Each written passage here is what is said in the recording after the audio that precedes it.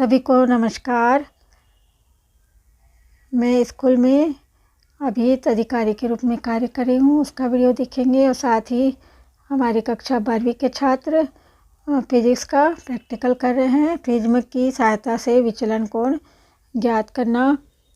Prism अधिकांश science के बच्चे ही जानते हैं जो 12वीं तक पढ़े होंगे। तो प्रिज्म जो होता है वो प्रकाश की किरण को इंद्रधनुष की तरह 7 रंगों में विभक्त कर देता है। अब आप सभी को पता होगा कि प्रकाश की किरण 7 रंगों से मिलकर बनी होती है। जब वो प्रिज्म से गुजरती है तो वो 7 रंगों में अलग अलग विभक्त हो जाती है इंद्रधनुष की तरह। तो मैं भी विज्ञान की फिजिक्स की बात तो नहीं करूँगी, लेकिन मैं एक टॉपिक पर बात करूँगी कि छात्रों में विज्ञान के प्रति कैसे रुचि विकसित की जाए, उनको मन में विज्ञान के प्रति प्रेम कैसे उत्पन्न हो। एक विकसित राष्ट्र बनने के लिए विज्ञान की बहुत आवश्यकता है। मुकुंद जोशी की एक कविता है विज्ञान और मानवता पर, वह मैं प्रस्तुत कर रही हूँ। विज्ञान नहीं केवल बम है, विज्ञान सरोता कैंची भी, विज्ञान रहट है पहिया है सुई और धागा भी।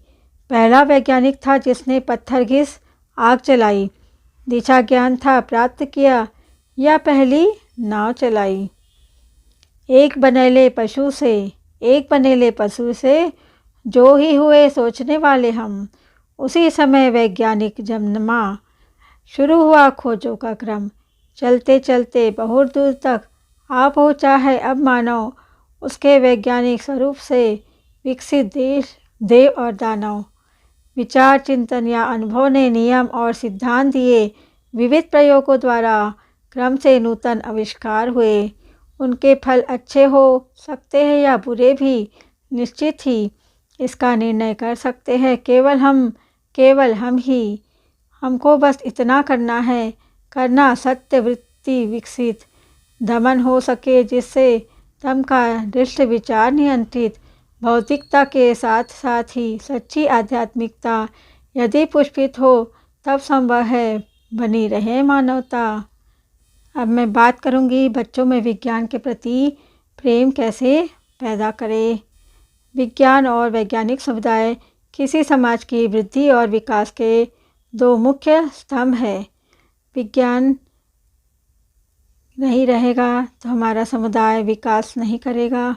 चाहे इंजीनियर हो, डॉक्टर हो या वैज्ञानिक हो, उनकी विशेषज्ञता ने दुनिया को आकार देने में बहुत ही योगदान दिया है।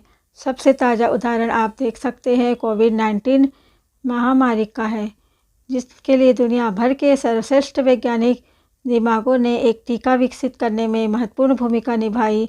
साथ ही हमें महामारी से निपटने में मदद करने के लिए प्रभावी उपचार और निवारक उपाय भी पेश किए।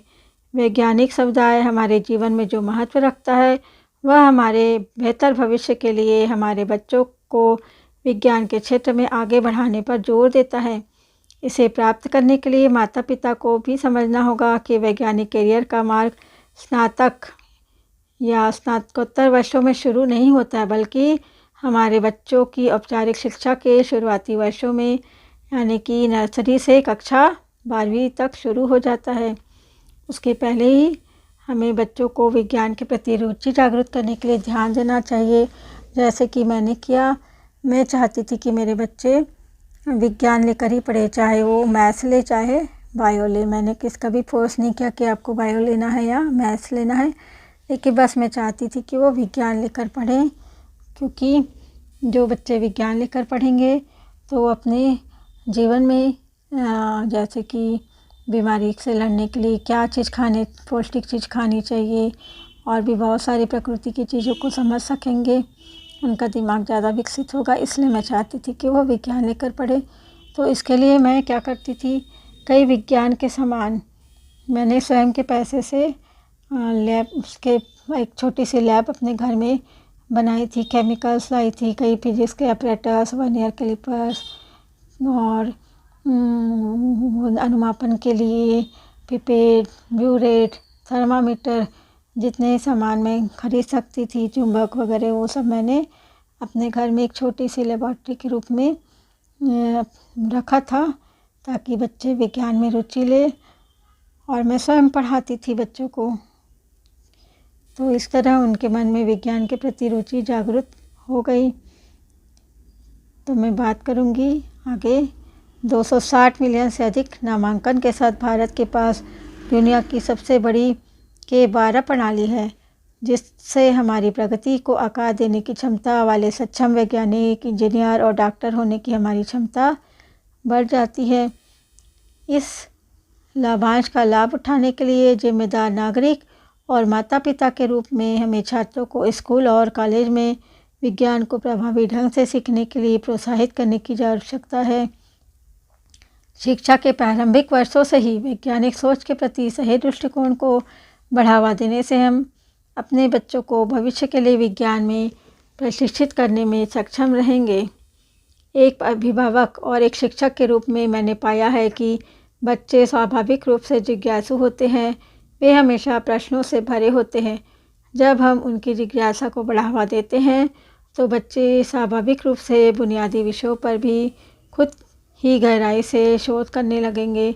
इसलिए हम अपने बच्चों के लिए जो सीखने का माहौल बनाते हैं, वह उन्हें न केवल प्रश्न पूछने के लिए प्रोत्साहित करता है, बल्कि उत्तर खोजने में भी समय वो बच्चे लगाते हैं। आज इंटरनेट की पहुंच बढ़ने के साथ साथ बच्चों के पास प्रचुर संसाधन हैं। ऑनलाइन शिक्षा प्लेटफॉर्म में आकर्षक सामग्री होती है जो उनकी रुचि और जिज्ञासा को बढ़ाती है। बच्चों को इन संसाधनों तक पहुंच प्रदान करना उन्हें सीखने के लिए प्रेरित करने के लिए भी पर्याप्त नहीं है, तो माता पिता के लिए भी ज़रूरी है कि वे बच्चों की दैनिक शिक्षण गतिविधियों के एक भाग के रूप में अनुसंधान यानी कि कुछ खोज इसको प्रोत्साहित करें।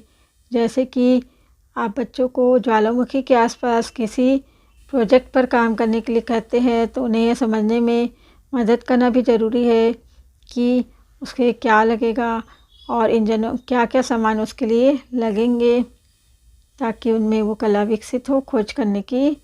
और बच्चों को व्यावहारिक ज्ञान को भी बढ़ावा देना चाहिए। मैंने देखा है कि जब बच्चों को व्यावहारिक अनुभव मिलता है और वे व्यावहारिक अनुप्रयोगों के माध्यम से अपने सैद्धांतिक ज्ञान का परीक्षण करने में सक्षम होते हैं, तो वो बेहतर परिणाम देते हैं। जैसे कि बच्चों को बर्नौली के सिद्धांत को सीखने के लिए घर पर एक हवाई जहाज़ का मॉडल बनाने के लिए प्रोत्साहित करना, या ये समझने के लिए कि एक पेरिस्कोप मेरे घर में है। पेरिस्कोप को भी दिखाऊंगी मैं। मेरे बेटे ने ही बनाया था जब वो शायद 9th या 10th में था, इतना याद नहीं मुझे। और एक छोटा वाला बड़ा वाला लड़का तो कार को तोड़ ताड़ के कुछ न कुछ बनाता था, हमेशा तोड़ फोड़ के वो कुछ न कुछ। यहाँ पर एक बात बताना चाहूँगी, मेरे दोनों बेटे ने इंजीनियरिंग की है। एक ने इलेक्ट्रिकल में किया है बड़े वाले ने, और छोटे वाले ने मैकेनिकल इंजीनियरिंग की है। हम लोग चाहते थे कि वो बेसिक इंजीनियरिंग का सब्जेक्ट चूज़ करे, तो वही उन्होंने चूज़ किया।